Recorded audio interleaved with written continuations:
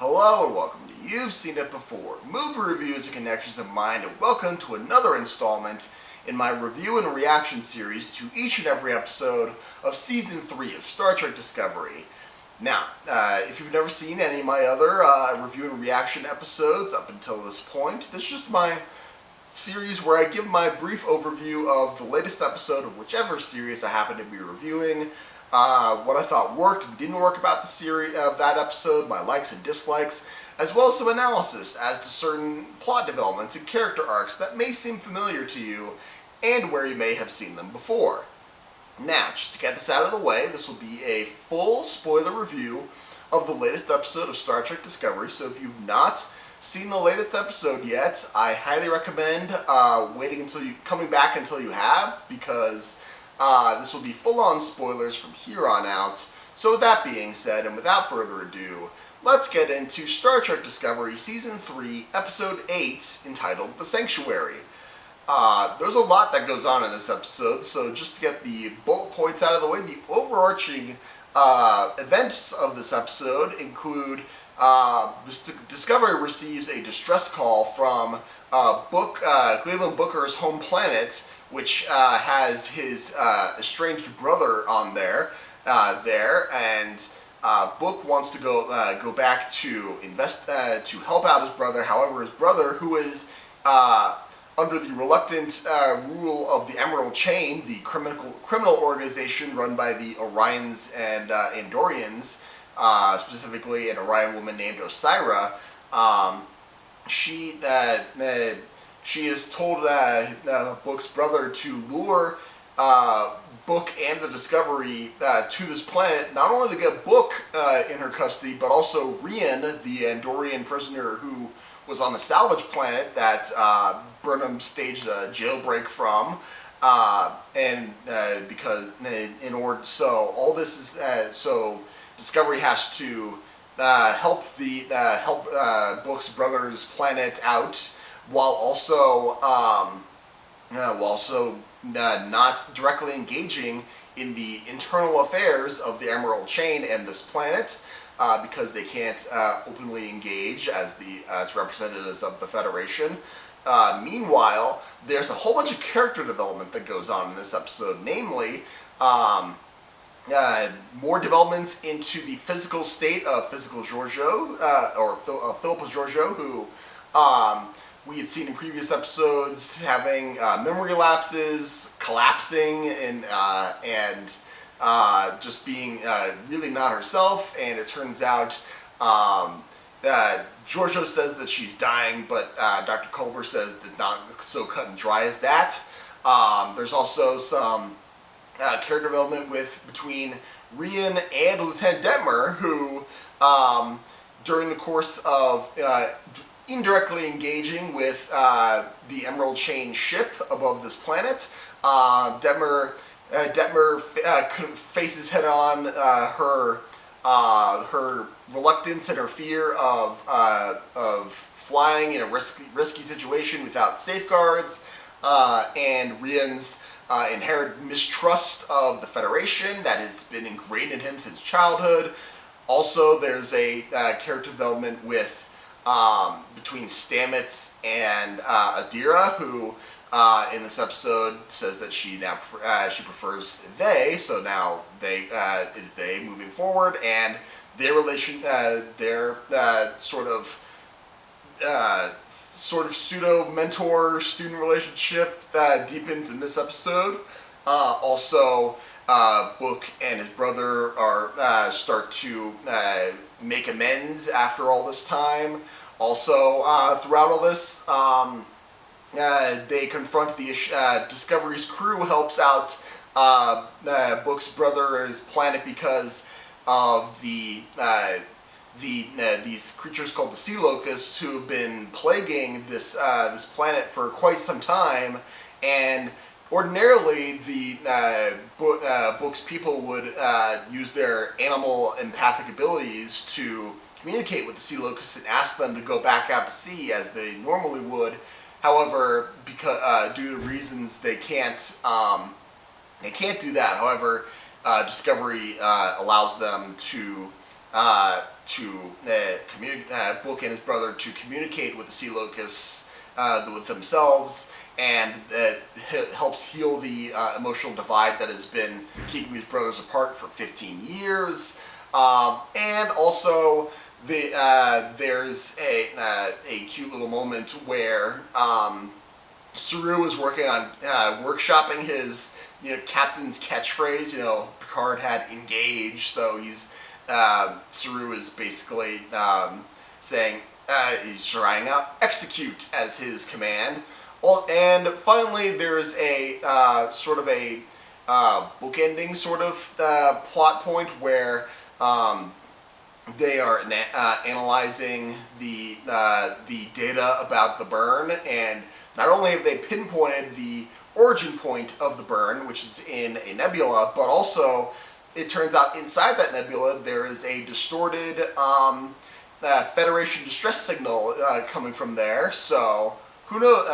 That's an interesting plot point. They're working on decoding that message, and we'll see that going forward. And last but certainly not least, at the very end of this episode, it is Booker expresses his desire to Burnham that he wants to stay on, be a part of the new Federation, because he, in his words, that the Discovery and the Federation have helped his people solve a problem that's been plaguing them for decades in a day. So they've made a real difference, and he wants to be a part of that. So he's going to ask Saru to help to stay on board Discovery as a member of the crew, perhaps, maybe even join Starfleet. Who knows? We'll see how that goes going forward. Like I said, there's a lot of stuff in this episode. What I liked about this episode is that, again, the moment with Saru workshopping his catchphrase, that moment where he first says "execute" and the rest of the bridge crew kind of looks at them, is like, "What? What are you doing, man?" And they can't go so far as to say like, that's kind of weird, sir, because he's the captain. You kind of gotta go with him, but he's like, the Saru's like, okay, we'll just go with that. Yeah, that's my thing. Go. I love that moment. That is a great moment. Also, the fact that during the Detmer and Rian flying Book's ship over the Emerald Chain ship and blasting away, and Grudge jumps into Rian's lap, and he's like, what is this? What is a cat? It's like, I mean, again, anything with Grudge the cat, great. Just keep it coming. I love Grudge the cat.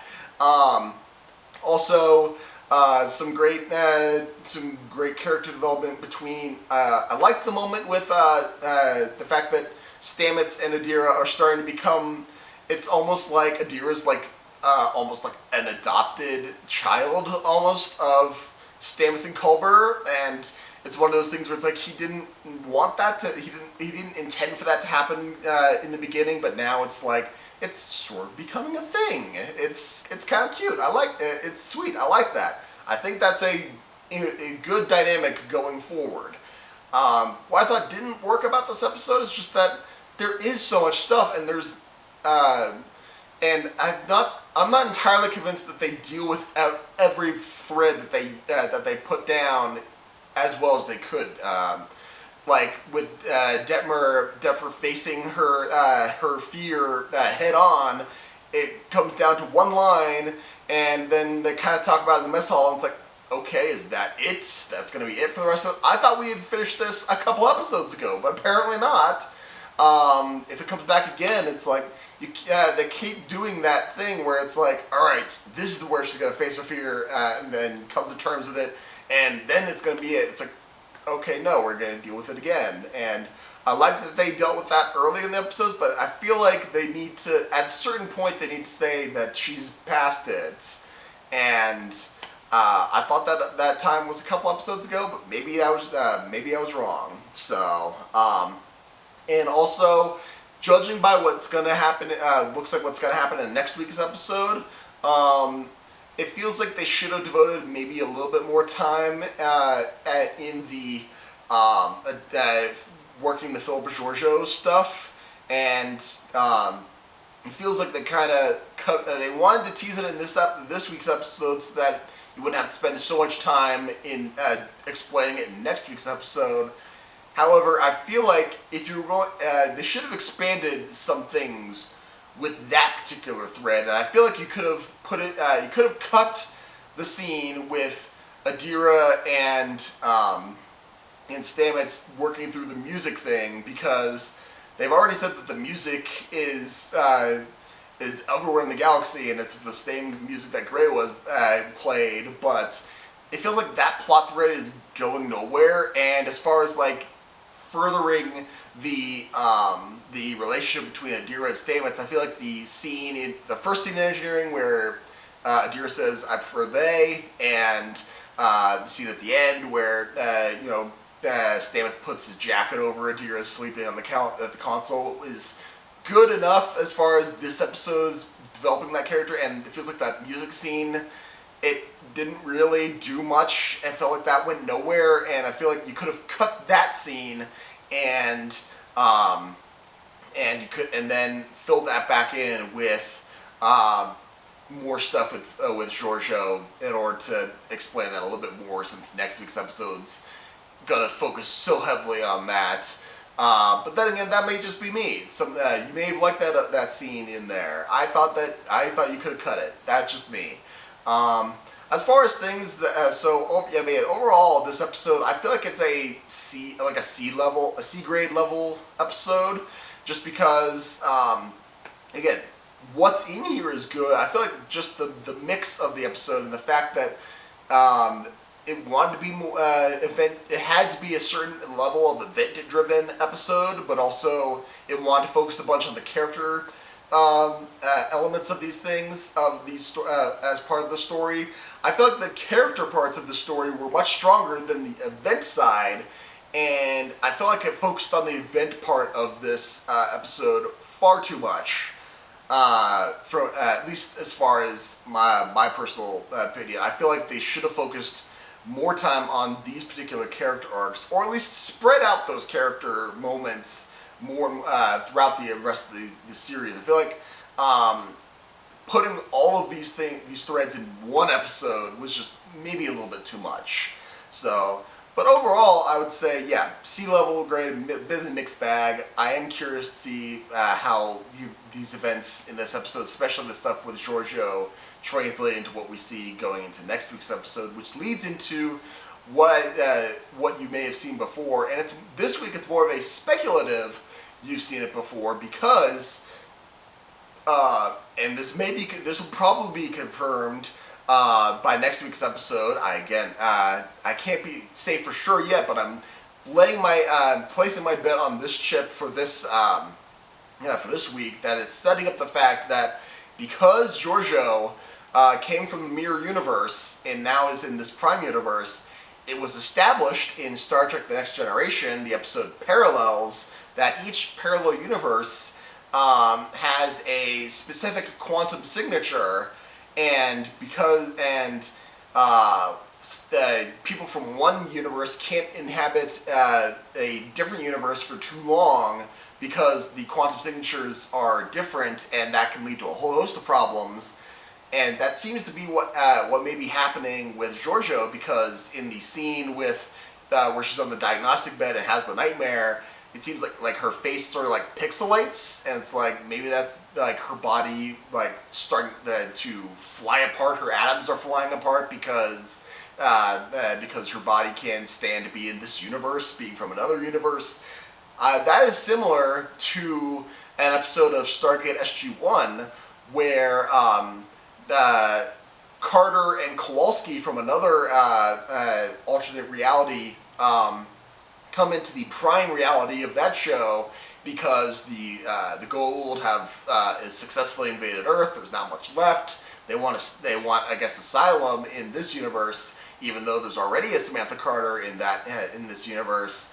However, it is revealed that they have to go back to that universe because the Sam Carter from that universe is starting to have seizures and collapse, and her face kind of does like a weird thing where it's like it comes like out in both directions, like she actually can't exist for too long in this universe because of how the quantum signature is. again, I'm not 100%, but it looks like that's what they're going to do with Giorgio in the next week's episode. So I'm staking my claim on that, and that's where I've seen it before, at least. But yeah, that was my main point of comparison with this week's episode. What did you think of this week's episode? Did you like it? Did you not like it? Are there any other points of similarity that I may have missed in this episode and something else? Let me know in the comments down below. Thank you so much for watching. I appreciate whatever audience I can get. And if you liked this episode or any other video on my channel, please give me a like, share, and especially a subscribe. I'd very much appreciate it. Again, you guys are the best. Thank you so much for watching. But just remember, there is nothing new under the sun. And yes, you have seen it before.